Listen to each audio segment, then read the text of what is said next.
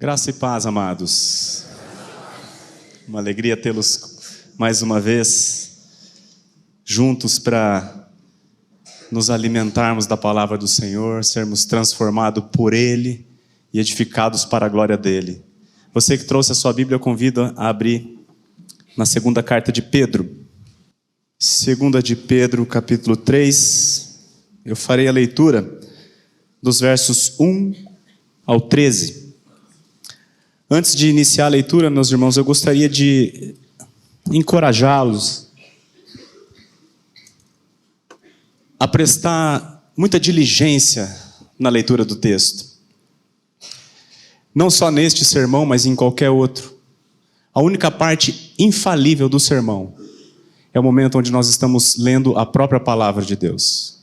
Todo o restante que a gente disser aqui está sujeito a erros. Mas a palavra de Deus é inerrante. Então, logo lá na primeira leitura, meus irmãos, eu encorajo você a prestar atenção, já tentar extrair o máximo que você puder do texto. Porque a palavra de Deus é viva e eficaz, mais cortante do que qualquer espada de dois gumes. E é ela que penetra até ao ponto de separar alma e espírito, juntas e medulas. E ela é apta, meus irmãos, para discernir os propósitos e a intenção do coração. Então, já nesta primeira leitura, eu encorajo cada um de vocês a prestar muita atenção no texto sagrado. Vamos orar, meus irmãos. Pai, nós estamos diante daquilo que há de mais precioso sobre a face da terra, Pai, que é a Tua palavra. Estamos aqui reunidos como irmãos e como filhos Teus. Pedimos ao Senhor que o Senhor unja esta assembleia com Teu Santo Espírito. Visita-nos por Tua graça. Ensina-nos a Tua palavra, Senhor. Edifica a Tua igreja para a glória do Teu Filho Jesus. É o que nós te pedimos no nome dEle. Amém. Segunda de Pedro, capítulo 3, versos 1 a 13. A palavra de Deus diz assim: Amados, esta é agora a segunda epístola que vos escrevo. Em ambas, procuro despertar com lembranças a vossa mente esclarecida, para que vos recordeis das palavras que anteriormente foram ditas pelos santos profetas, bem como do mandamento do Senhor e Salvador ensinado pelos vossos apóstolos, tendo em conta, antes de tudo, que nos últimos dias virão escarnecedores com os seus escárnios, andando segundo as próprias paixões e dizendo: onde está a promessa de sua vinda? Porque desde que os pais dormiram, todas as coisas permanecem como desde o princípio da criação. Porque deliberadamente esquecem que de longo tempo houve céus, bem como terra, a qual surgiu da água e através da água pela palavra de Deus, pela qual veio a perecer o mundo daquele tempo afogado em água. Ora, os céus que agora existem e a terra, pela mesma palavra, têm sido entesourados para fogo, estando reservados para o dia do juízo e destruição dos homens ímpios. Há, todavia, uma coisa, amados, que não deveis esquecer: que para o Senhor um dia é como 1000 anos, e 1000 anos como um dia. Não retarda o Senhor a sua promessa, como alguns a julgam demorada. Pelo contrário, Ele é longânimo para convosco, não querendo que nenhum pereça, senão que todos cheguem ao arrependimento. Virá, entretanto, como ladrão o dia do Senhor, no qual os céus passarão com estrepitoso estrondo, e os elementos se desfarão abrasados. Também a terra e as obras que nela existem serão atingidas. Visto que todas essas coisas hão de ser assim desfeitas, deveis ser tais como os que vivem em santo procedimento e piedade, esperando e apressando a vinda do dia de Deus, por causa do qual os céus incendiados serão desfeitos e os elementos abrasados se derreterão. Nós, porém, segundo a sua promessa, esperamos novos céus e nova terra, nos quais habita justiça. Meus irmãos, o tema da nossa reflexão de hoje é: o Senhor voltará. A esperança do retorno do Senhor. É sobre isso que nós vamos falar, com a graça de Deus, nessa reunião. Há um cântico, um hino que a gente canta de vez em quando aqui, na igreja.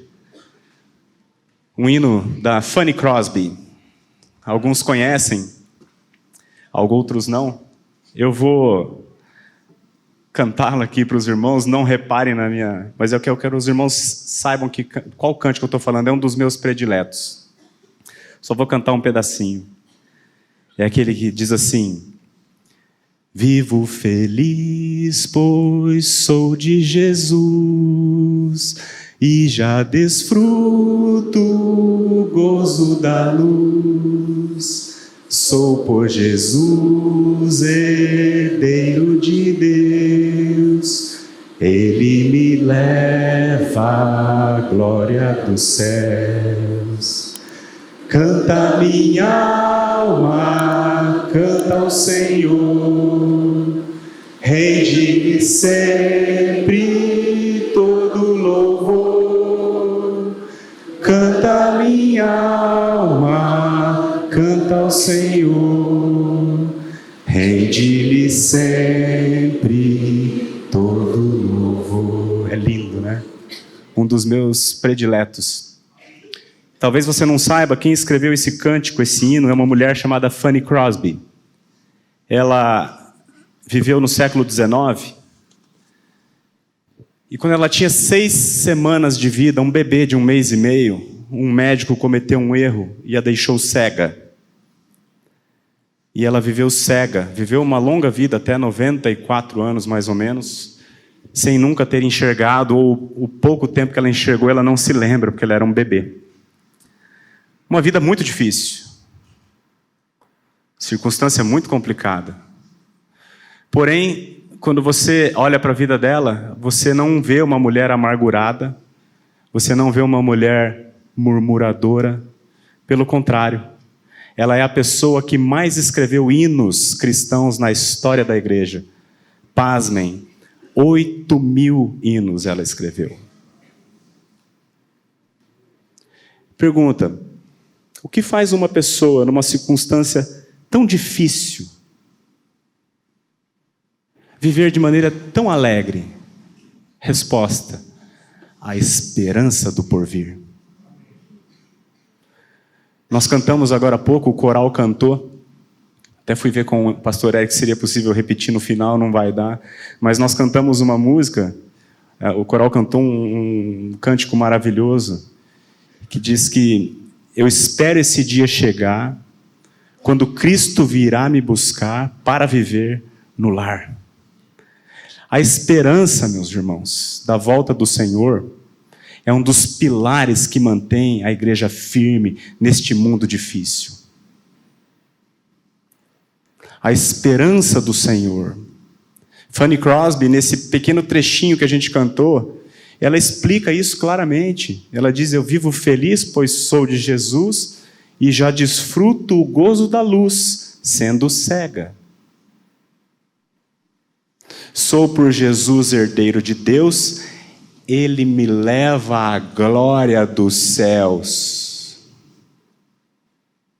A esperança do porvir é um firme fundamento da nossa perseverança. E é sobre esta esperança que nós vamos meditar nessa noite.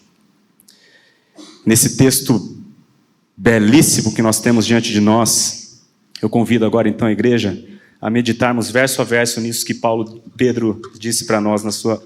É o último capítulo que Pedro escreve, tá? Então, voltando no verso 1.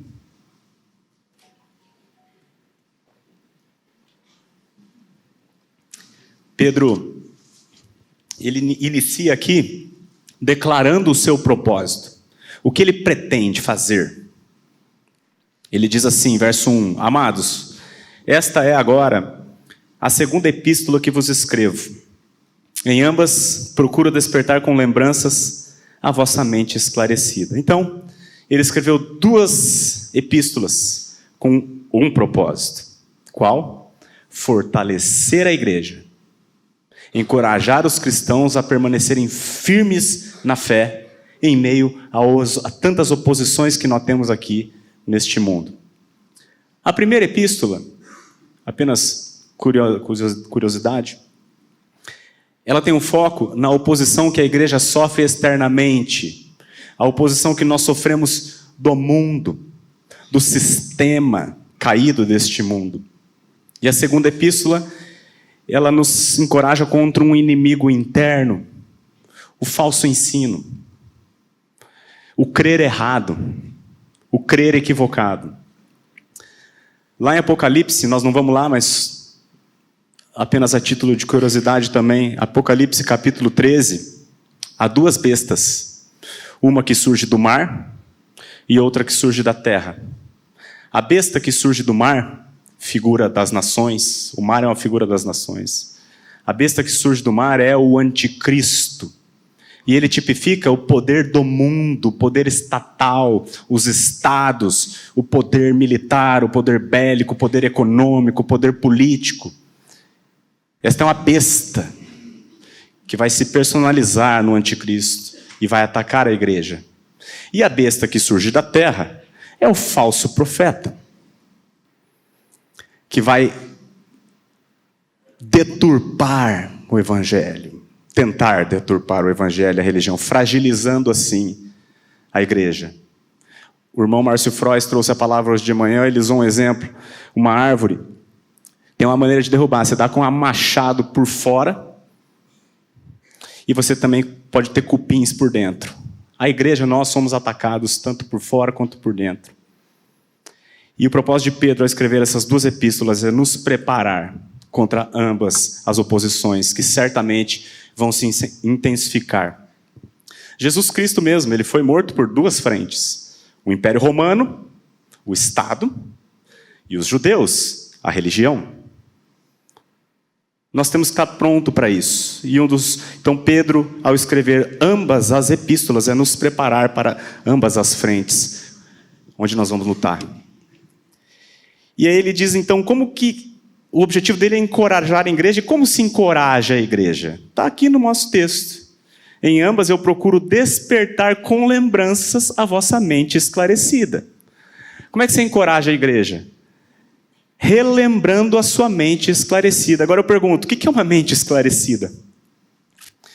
É um cara que fez doutorado? É o cara que fez o PhD?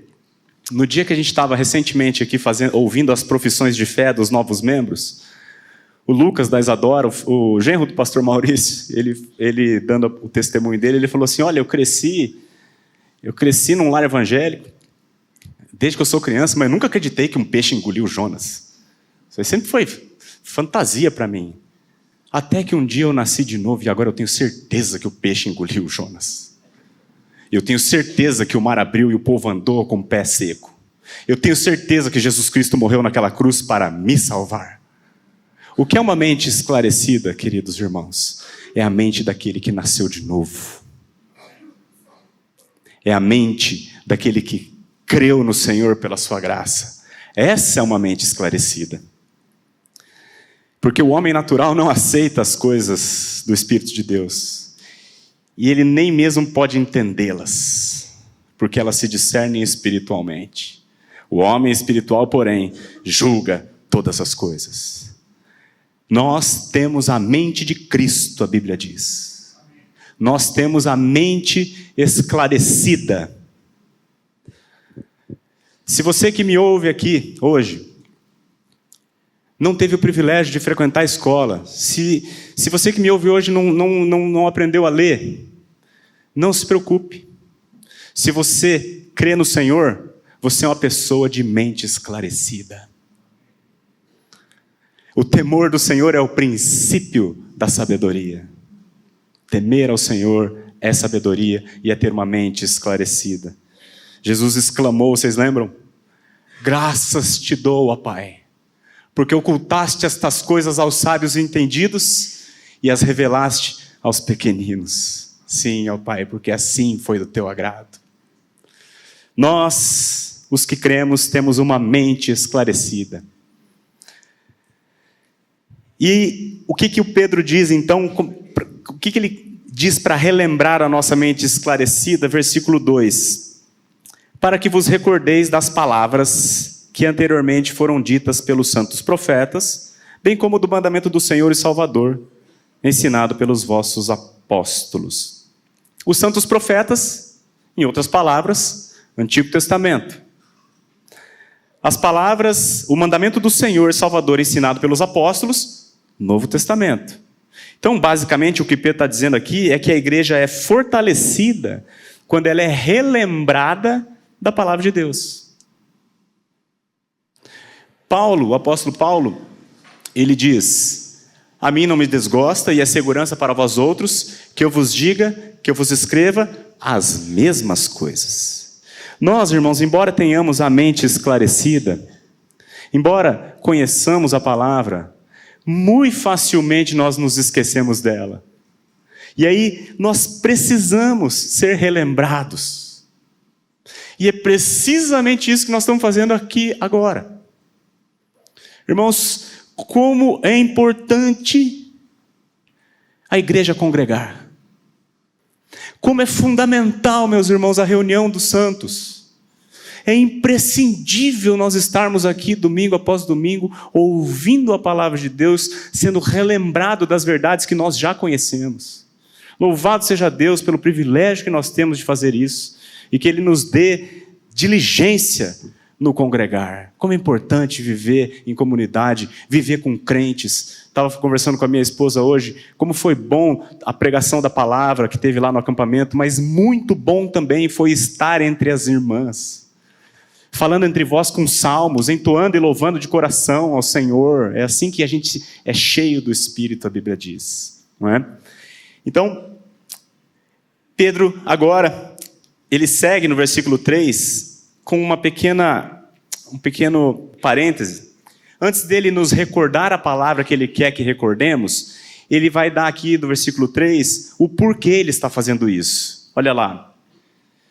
Tendo em conta, antes de tudo, que nos últimos dias virão escarnecedores com seus escárnios, andando segundo as próprias paixões.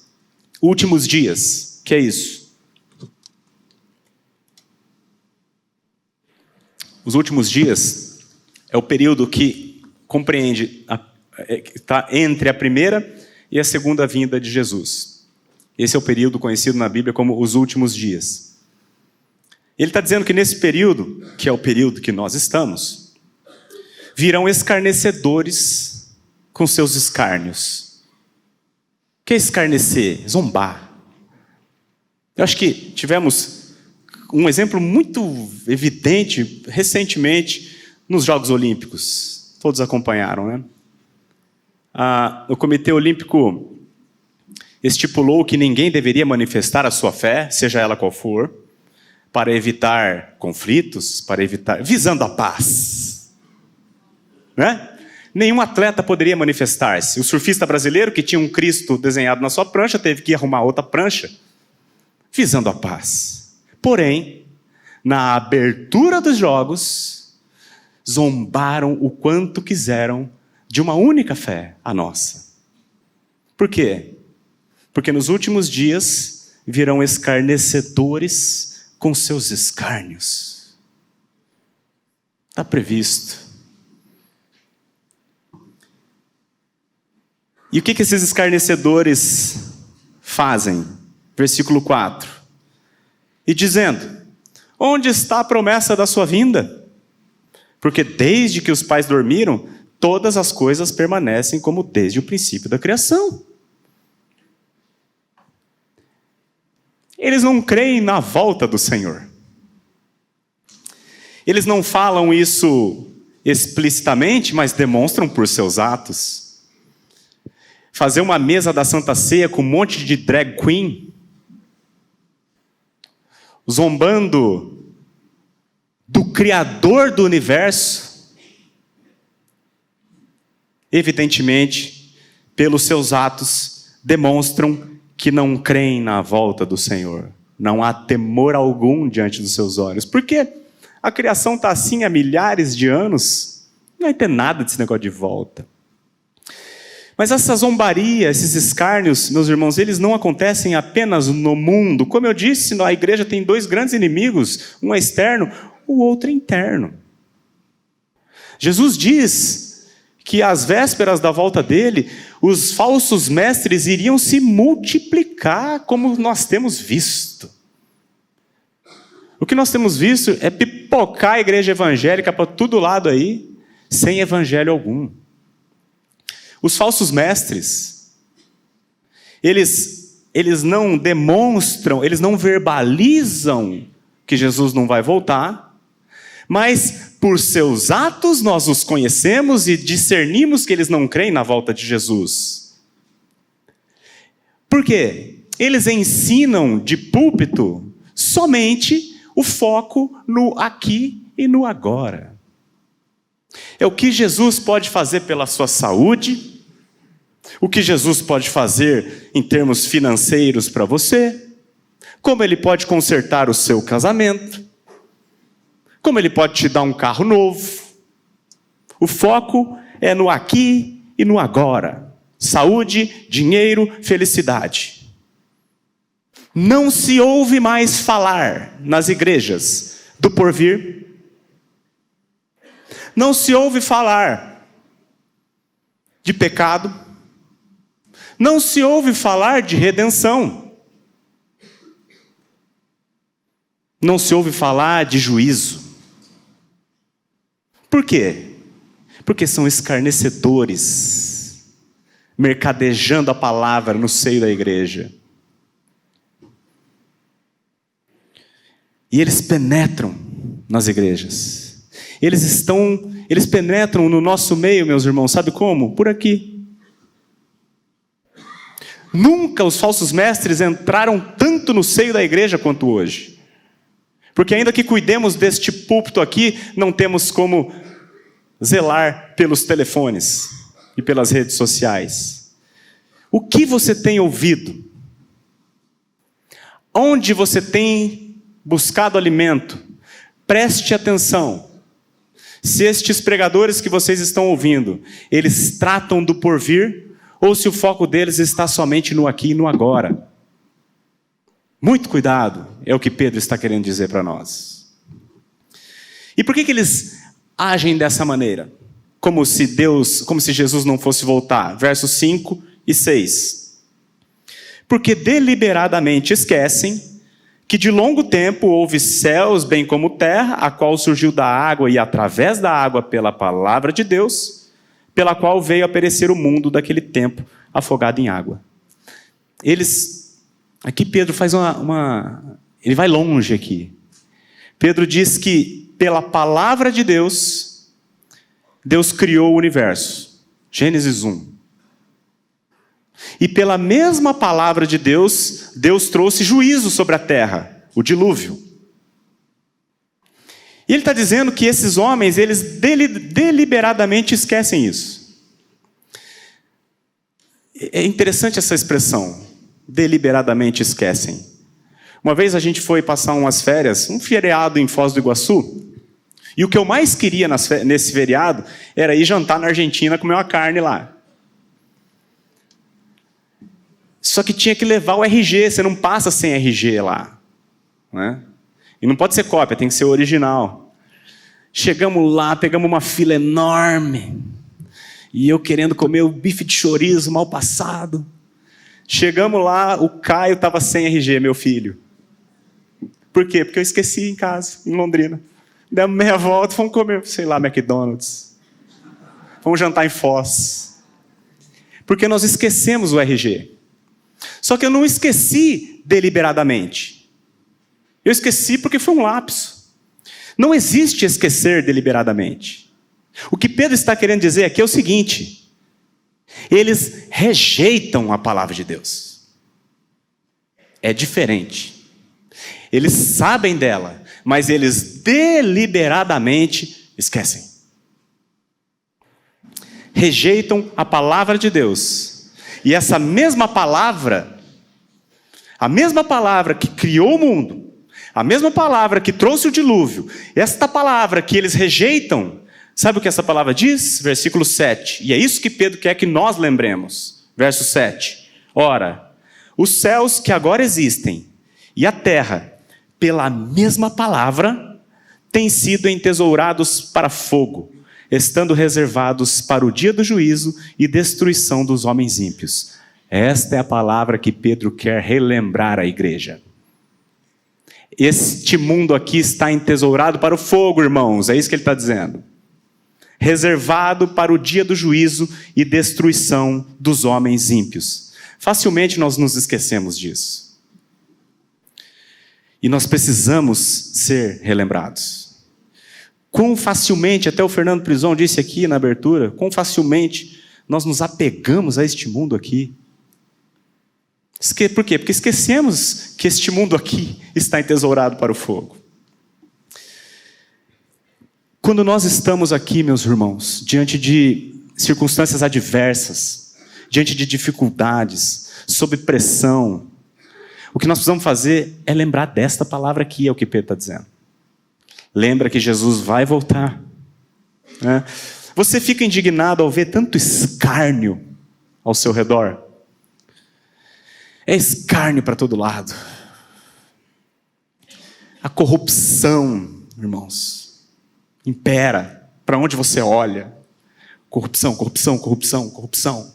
Imoralidade. O judiciário que nós temos. Você fica indignado com o judiciário que você tem? Você fica indignado, revoltado com a política ao nosso redor? Você fica? Você fica transtornado quando querem ensinar o teu filho na escola que um pênis não significa ser homem? Você fica indignado com isso? Você fica indignado ao ver uma cultura do aborto, onde as pessoas são estimuladas a matar a criança no ventre, mas se você pegar um ovo de uma tartaruga, você vai prisão perpétua?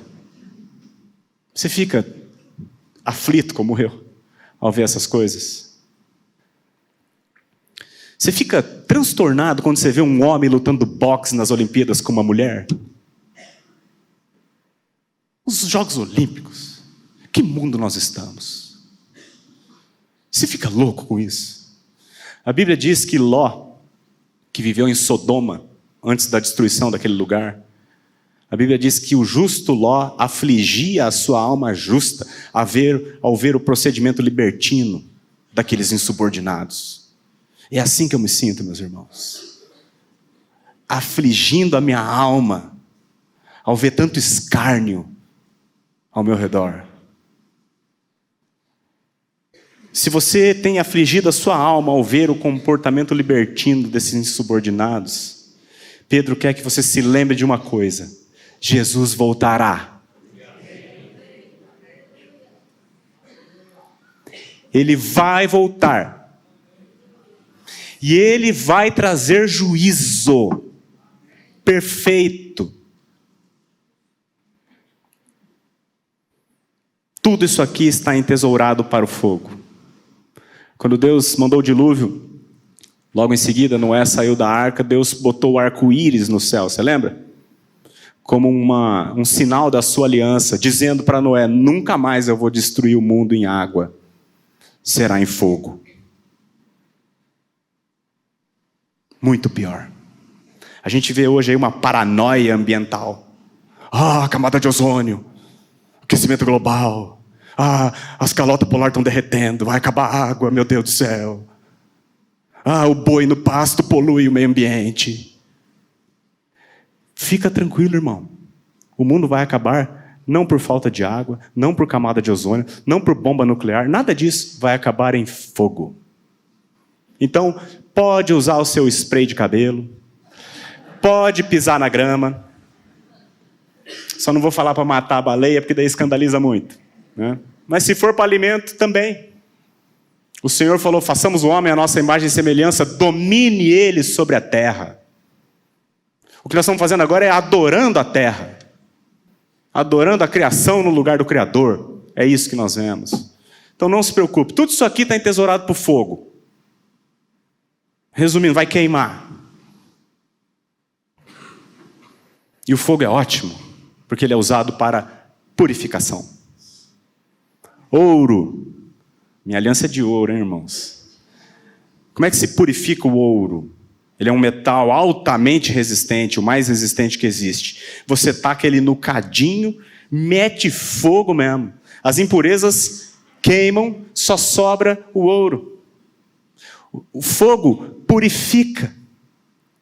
Este mundo está entesourado para o fogo, porque Deus vai, por meio do fogo, purificá-lo. Os ímpios serão destruídos. Só vai sobrar a igreja. Em Cristo, meus irmãos, nós já fomos limpos. Nós éramos imundos. Nós éramos tão pecadores quanto os caras lá da Olimpíadas, que fizeram aquela zombaria, aquele escárnio. Mas Deus mandou o seu Filho para morrer por mim e por você. Jesus Cristo levou sobre si as nossas enfermidades e as nossas dores Ele levou sobre si. Nós o reputávamos como aflito, ferido de Deus e oprimido lá naquela cruz. Mas a Bíblia diz que ele foi traspassado pelas nossas transgressões e moído pelas nossas iniquidades. E o castigo que nos traz a paz estava sobre ele. Pelas suas pisaduras nós fomos sarados. É agora. Nós somos como que o ouro neste mundo sujo. Por isso, ao ver tanta podridão, aquilo nos aflige. Mas fique tranquilo, vai vir o fogo de Deus e vai tirar toda essa impureza. E vai ficar só a igreja e uma nova criação, meus irmãos. Versículo 8 e 9. Há todavia uma coisa, amados, que não deveis esquecer. Que para o Senhor um dia é como 1000 anos e 1000 anos como um dia. Não retarda o Senhor a sua promessa como alguns a julgam demorada. Não, não, não. Pelo contrário, Ele é longânimo para convosco, não querendo que nenhum pereça, senão que todos cheguem ao arrependimento. Às vezes a gente fica com a sensação que está demorando. Só que tem 2 motivos para essa aparente demora. O primeiro é que a nossa percepção de tempo é completamente diferente da percepção de Deus. Nós somos seres confinados ao tempo e ao espaço. Nós somos seres finitos. Deus é um ser que está fora do tempo. Ele é um ser eterno. De modo que para Ele, passado, presente, futuro, é tudo a mesma coisa só. Deus vive no Kairos. Esse é o tempo dele. Nós, porém, vivemos no Cronos. Então esse é um dos motivos da gente achar que está demorando. A nossa limitação. Nossa cabecinha. O segundo motivo, está dizendo ali, Ele é longânimo. Longânimo. Graças a Deus. Não querendo que nenhum pereça, mas que todos cheguem ao arrependimento. E aqui eu já quero fazer uma observação importante. Nós não estamos falando aqui de salvação universal, não. Quando ele diz, não querendo que nenhum pereça. Porque ele acabou de ver no versículo 7, acabou de dizer que ele virá para destruir os homens ímpios. E a Bíblia não se contradiz. Preste atenção que quando ele diz ali no versículo 9, não retarda o Senhor a sua promessa, como alguns a julgam demorada, pelo contrário, Ele é longânimo para com quem? Para convosco. Ele é longânimo, em outras palavras, para com a igreja. O que ele está querendo dizer com isso? Ele está querendo dizer que tem gente na igreja correndo o risco de perecer. Por quê? Porque nunca se arrependeu. É um crente nominal. É um cristão professo, mas nunca nasceu de novo. E aqui ele está dizendo então que ele demora, ele é longânimo para convosco, esperando que, se esse for o teu caso, você se arrependa enquanto é tempo. Nem todo aquele que me diz Senhor, Senhor entrará no reino dos céus de Jesus. Mas todo aquele que faz a vontade do meu Pai que está nos céus, ou seja, aquele que nasceu de novo, ele é longânimo para convosco, não querendo que nenhum pereça, mas que cheguem ao arrependimento. Se você frequenta a igreja, mas não passou pela experiência do novo nascimento, você está em seríssimo risco de perecer. Arrependa-se enquanto é tempo. Jesus diz que aquele que vem a mim, de modo nenhum lançarei fora. Vinde a mim, ele diz. Todo dia ele chama. Mas tem que ser agora, enquanto ele não volta. Porque depois que ele voltar, já era. Verso 10. Virá, entretanto, como ladrão o dia do Senhor, no qual os céus passarão com estrepitoso estrondo, e os elementos se desfarão abrasados. Também a terra e as obras que nela existem serão atingidas. Quão terrível será o dia do Senhor! Será terrível esse dia. Ele virá como um ladrão. Muito tempo atrás, eu ainda namorava a Vanessa. Uma vez ela me chegou em casa apavorada. Lembra que um ladrão, um cara chegou armado e a abordou. E tomou o celular dela, tomou as coisas. Ela chegou branca em casa. Porque vem um ladrão, você não espera. E ele não vem fazer carinho. Ele vem fazer mal. Será como nos dias de Noé.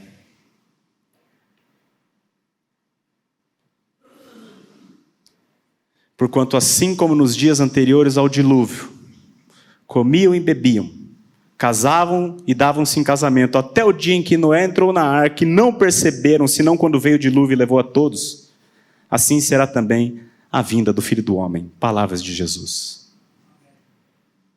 Noé pregou durante 100 anos.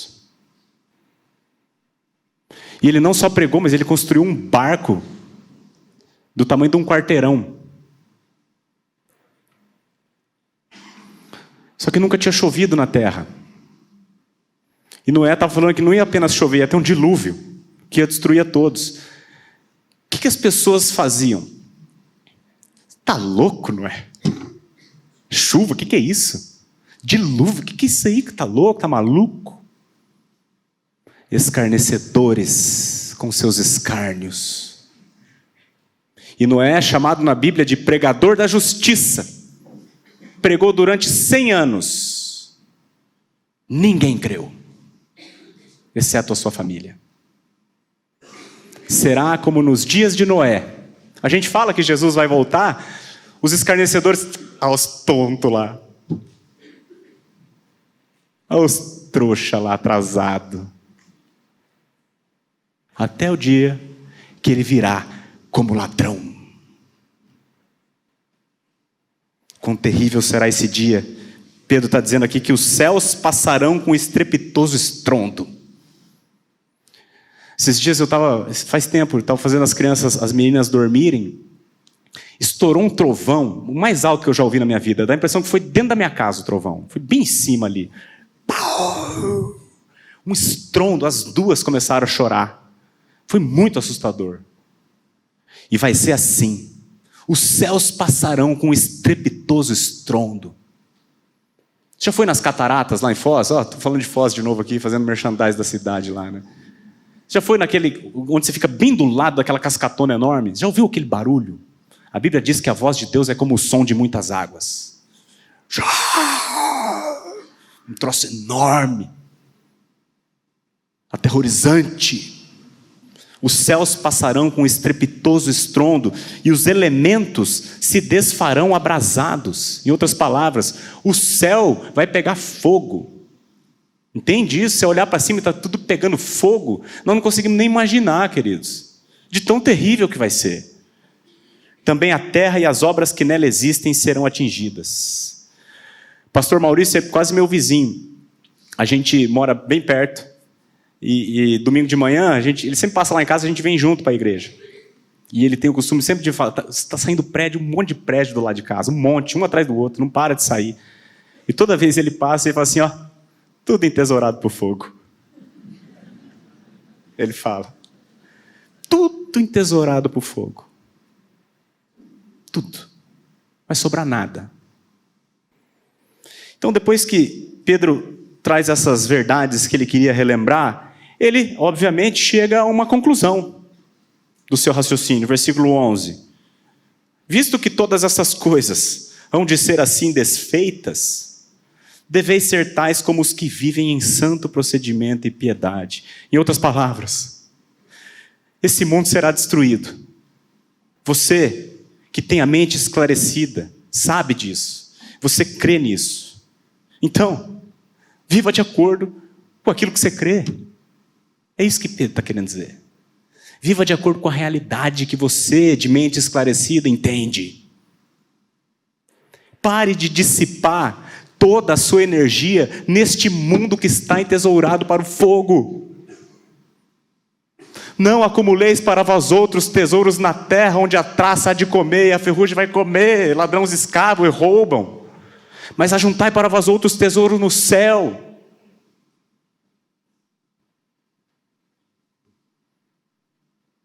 Jesus diz isso. Porque onde está o teu tesouro, aí estará também o teu coração. Aonde está o teu coração? Aonde está o teu coração, amado?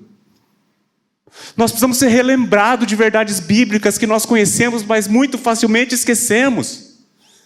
Aonde você está gastando a sua energia? Onde você está investindo ou desperdiçando o teu tempo? Aonde? Naquilo que é eterno? Ou naquilo que está entesourado por fogo? Reflita, é o que Pedro está falando para nós. Deveis ser tais como os que vivem em santo procedimento e piedade. Santo procedimento diz respeito ao nosso procedimento diante dos homens, nossa postura ética, nossa postura moral, nossa postura cívica, nosso caráter. E quando ele fala, e piedade é a nossa postura diante de Deus.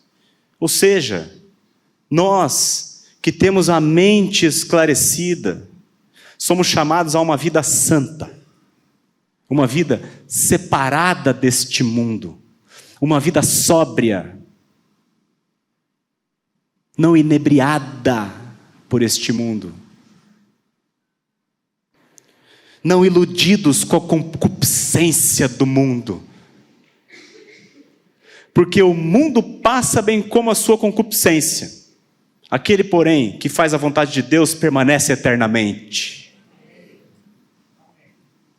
E ele segue dizendo, no 12, esperando e apressando a vinda do dia de Deus, por causa do qual os céus incendiados serão desfeitos e os elementos abrasados se derreterão. Esperando e apressando. Esperando.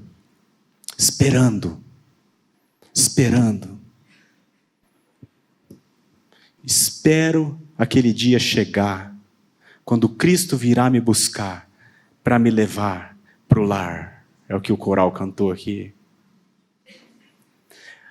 A esperança desse dia, queridos, é o que sustenta a igreja nesse mundo tão difícil.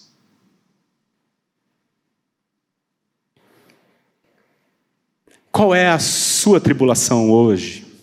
O que te aflige? O que te angustia? Não importa o que for, vai passar. Vai acabar. Por pior que seja, por mais demorado que pareça, vai terminar quando Jesus voltar. Porque a nossa leve e momentânea tribulação, diz Paulo, produz para nós eterno peso de glória, acima de toda comparação. Comparando o que nós vamos ter, a nossa tribulação, seja ela qual for, seja ficar cego durante a vida inteira, seja ela qual for, leve e momentânea. acima de toda comparação, não atentando nós nas coisas que se veem, mas nas que se não veem, porque as que se veem são temporais, as que se não veem são eternas. Por isso, a Fanny Crosby podia cantar: vivo feliz, pois sou de Jesus, e já desfruto o gozo da luz, mesmo sendo cega, não atentando nós naquilo que se vê, mas naquilo que não se vê. É assim que a igreja vive neste mundo, com esperança daquilo que a gente ainda não vê. Ora, a fé é o firme fundamento das coisas que se esperam, e a convicção de fatos que não se veem. E ele diz ali, além de esperar, nós apressamos a vinda do dia de Deus. Interessante essa expressão. Apressando a vinda do dia de Deus. O que isso quer dizer? Várias coisas. Primeiro, quando nós ansiamos, quando a gente está louco para esse dia, o Senhor, Ele quer encontrar com a sua igreja. Segundo, nós apressamos a vinda do dia de Deus orando. Maranata, hora vem, Senhor Jesus. E por fim, mais importante, como é que a gente apressa a vinda do dia de Deus? Evangelizando. Vou explicar. Vocês lembram quando Deus, por meio de Moisés, abriu o Mar Vermelho? E o povo passou a pé enxuto, os israelitas. E atrás veio o exército de Faraó. Quando os israelitas chegaram do último lado, começou a chegar. Era uma carrada de gente.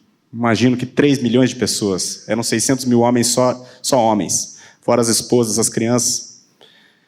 3 milhões de pessoas. E o mar aberto, e o povo andando. E o exército do faraó atrás. Deus não fechou o mar enquanto não passou o último israelita. Mas quando o último homem do povo de Deus pôs o pezinho no seco lá na praia, fechou o mar. E assim será, queridos irmãos. Quando o último eleito deste mundo crer no Senhor, então virá o dia. Como nós apressamos a vinda do Senhor? Evangelizando. Já pensou, já parou para pensar que você pode ser o cara que vai pregar a palavra para o último eleito ser salvo? Nós não sabemos quem é o último. Pregue. Vamos apressar a vinda do Senhor. Quando o último eleito for salvo, o dia virá, e quão terrível será esse dia, já dissemos. E está escrito nesse versículo aqui, de novo: os céus incendiados serão desfeitos, e os elementos abrasados se derreterão. Nós nem sabemos como que é isso. Não dá nem para imaginar. O céu incendiado, os elementos abrasados. Nós não sabemos, mas João tem uma pista. Ele escreveu em Apocalipse, não precisa ir lá, eu vou ler para vocês. Ele viu esse dia.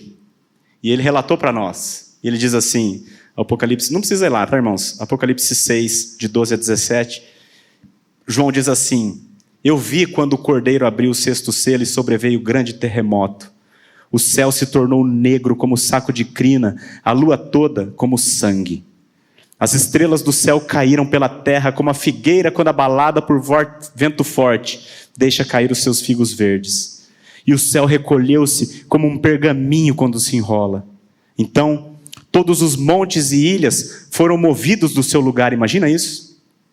Os reis da terra, os grandes, os comandantes, os ricos, os poderosos, e todo escravo, e todo livre, e o careca daquele lá, essa é coisa minha, todo livre, se esconderam nas cavernas e nos penhascos dos montes, e disseram aos montes e aos rochedos: caí sobre nós e escondei-nos da face daquele que se assenta no trono e da ira do cordeiro, porque chegou o grande dia da ira deles, e quem é que pode suster-se?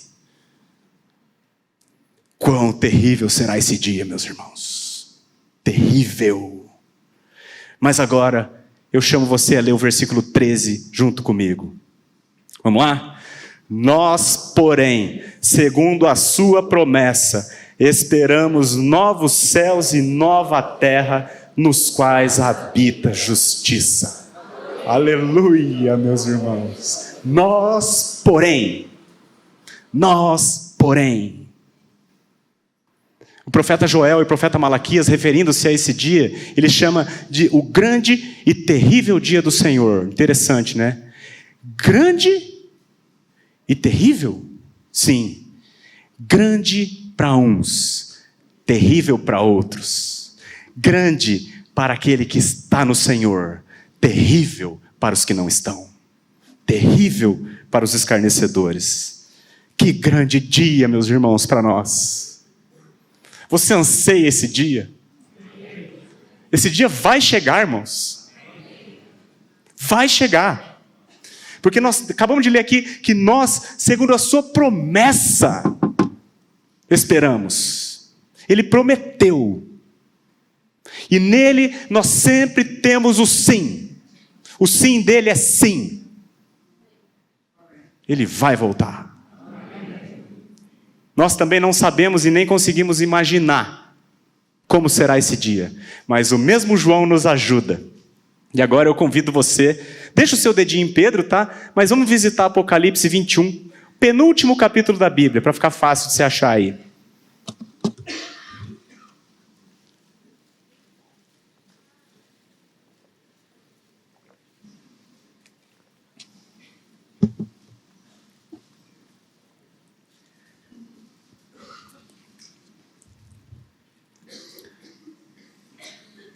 Apocalipse 21, eu vou ler do 1 ao 8, o apóstolo João nos descrevendo o que será esse lugar novo, novos céus e nova terra nos quais habita a justiça. Olha o que ele diz: vi novo céu e nova terra, pois o primeiro céu e a primeira terra passaram, e o mar já não existe.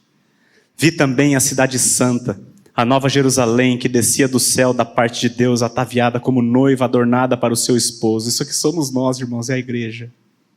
Os que já foram, né? Nós ainda estamos aqui. Isso aqui é a igreja triunfante, nós somos a igreja militante. Então, verso 3, então ouvi grande voz vinda do trono dizendo: eis o tabernáculo de Deus com os homens. Deus habitará com eles. Eles serão povos de Deus, e Deus mesmo estará com eles. Olha o 4. E lhes enxugará dos olhos toda lágrima, irmãos. O que te aflige hoje, o que te faz sofrer, o que te faz chorar, o Senhor enxugará dos nossos olhos toda lágrima. E a morte já não existirá. Já não haverá luto, nem pranto, nem dor, porque as primeiras coisas passaram. E aquele que está sentado no trono disse: eis que eu faço novas todas as coisas. E acrescentou: escreve, porque essas palavras elas são fiéis e verdadeiras. Disse-me ainda: tudo está feito. Eu sou o alfa e o ômega, o princípio e o fim. Eu, a quem tem sede, darei de graça da fonte da água da vida. O vencedor herdará estas coisas, e eu lhe serei Deus, e ele me será filho. Quanto, porém, aos covardes, aos incrédulos, aos abomináveis, aos assassinos, aos impuros, aos feiticeiros, aos idólatras e a todos os mentirosos, a parte que lhes cabe será no lago que arde com fogo e enxofre, a saber, a segunda morte. Novos céus e nova terra nos quais habita a justiça. É isso que Pedro está dizendo. E nós acabamos de ter uma breve, porém poderosa descrição deste lugar que nos espera. Queridos, quando Deus criou o mundo, Ele criou todas as coisas e por fim Ele fez o homem. Ele fez a mim e a você como a cereja do bolo da criação, mas nós pecamos e nós maculamos a sua criação.